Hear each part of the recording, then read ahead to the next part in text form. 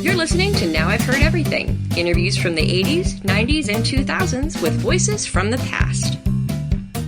We live with the idea that these guys have to get paid a tremendous amount of money in order to do what they do every Sunday, which is get the hell kicked out of them physically and give us a tremendous 3 hours of entertainment. Actor and former NFL star Alex Karras today on Now I've Heard Everything. I'm Bill Thompson.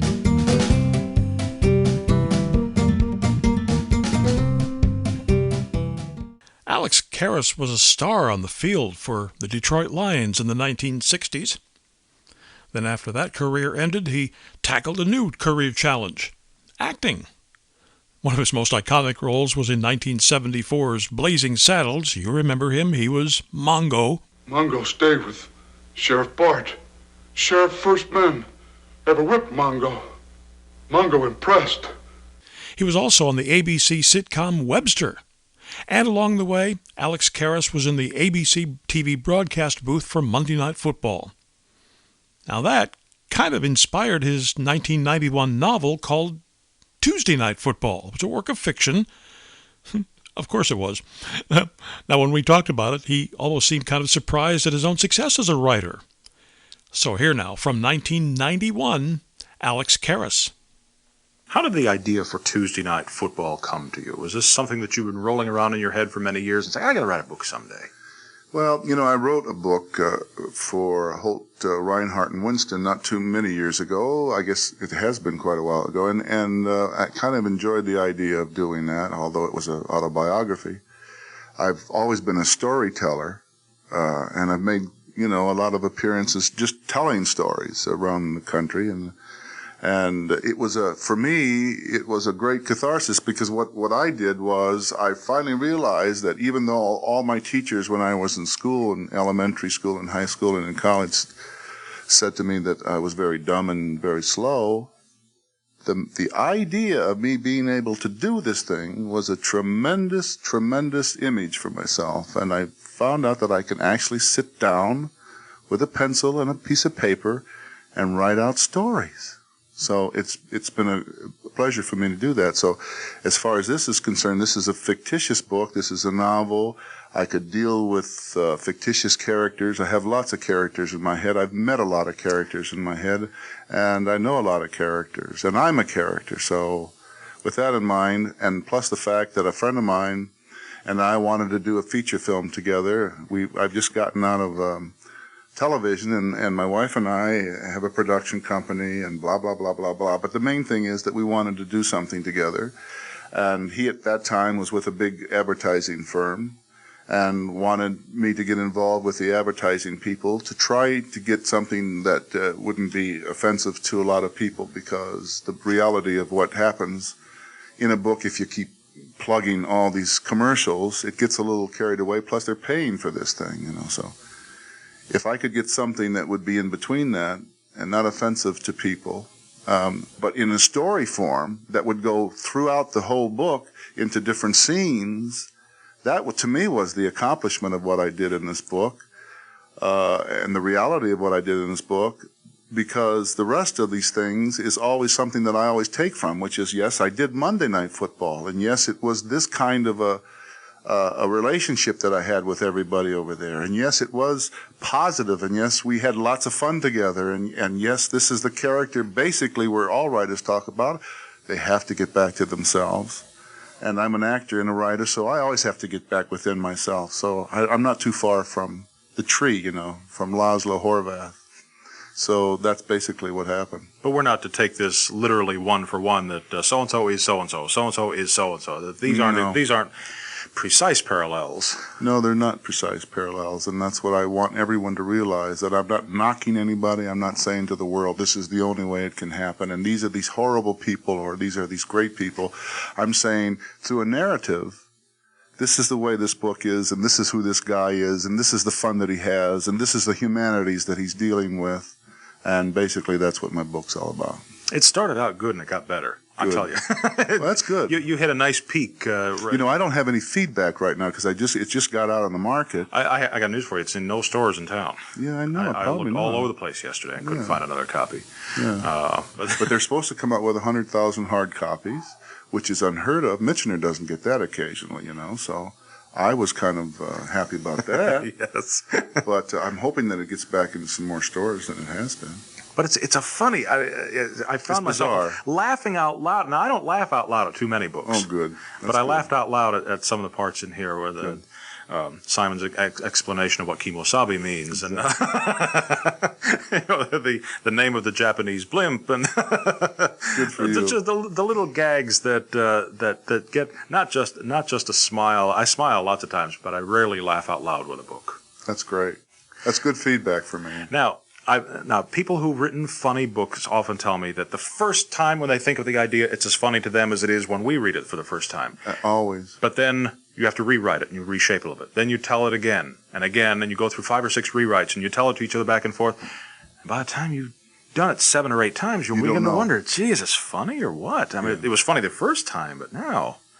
That's true. But with me, a lot of these things that I put in the book I've used to use on stand-up comedy when I used to do comedy all over the country. So I know the reaction immediately of what people liked and what people didn't. So I didn't have to edit as I went. I figured even if I thought it was a little boring at times now, to put it down, I knew that eventually someone would laugh with this thing. And we didn't edit this thing, my partner and I. We just we went through it, and it's interesting when we took it over to the publishing firm, he had it for 2 weeks and said, we called him and we said, well, what's the deal? He said, I don't want to edit this thing. Let's put it out. And there's some misprinted words in there, which is okay. That's me. I'm embarrassed. I'm usually a very literate kind of guy, and you can usually catch those things. I didn't notice any. Yeah, maybe I figured you'd done it on purpose if I did. Well, I think it's kind of interesting to do that. That's basically what I'm all about. And there's some very subtle little historical references in here, things that are really like on a 3rd and 4th level subtle. I know Philip Morris. Philip Morris is a personal friend of mine, and you're no Philip Morris. I mean, this is the stuff that's something else that gets me to laugh out loud. I wonder if people will remember that 5 or 6 years from now. I don't know. It's very subtle indeed. I'm glad that you've told me these things, because I'm like everybody else. I want people to say, boy, that was great. I'm like everybody else in the world. I like positive. And, in the way we're doing everything today, it's all negative. So I try to do positive things. A lot of now granted, this is all hyperbole. It's very exaggerated for comedic effect.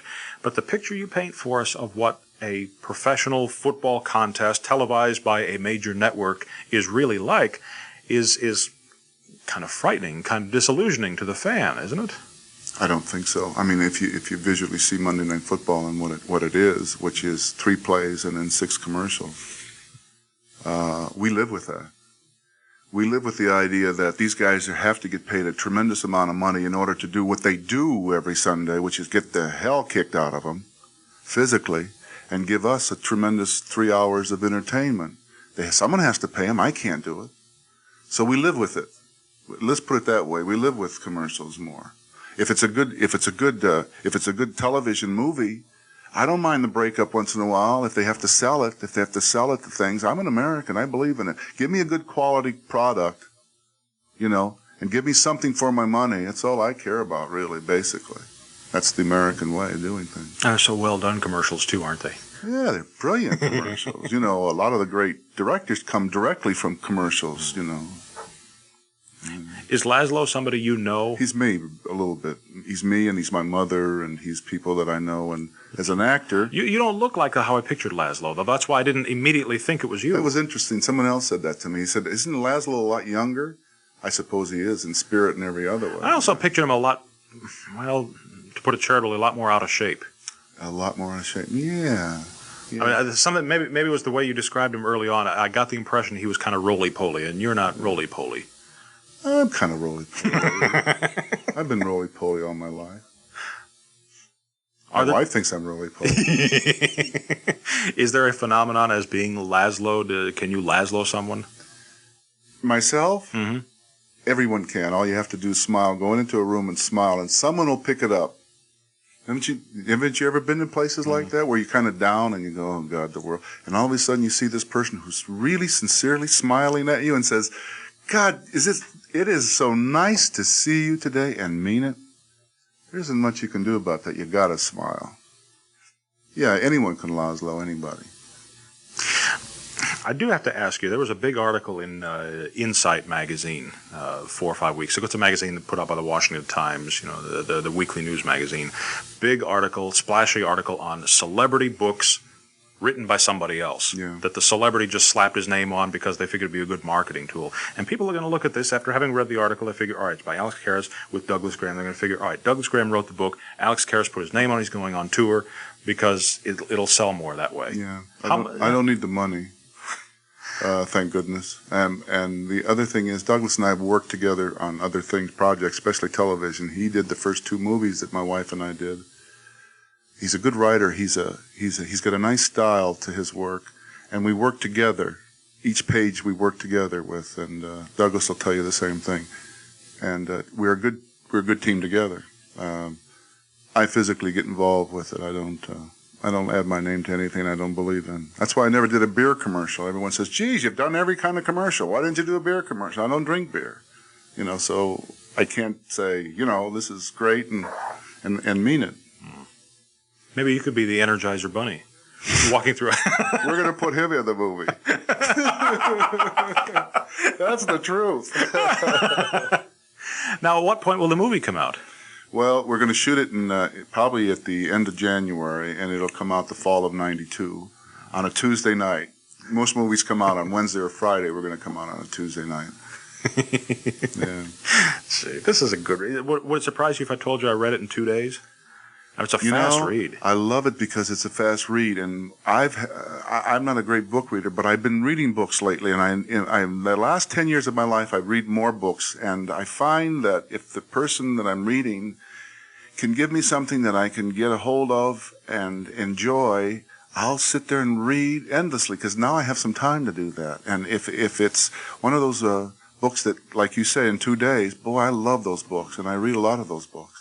It also surprised me just a little bit when I first got to open up, see the title, see your picture, and I figured, football. I figured football from page 1. And I figured that's fine with me, but I figured, there goes all the women readers and things like this. And I was rather surprised to find that you don't even scarcely mention football for pages and pages and pages into the book.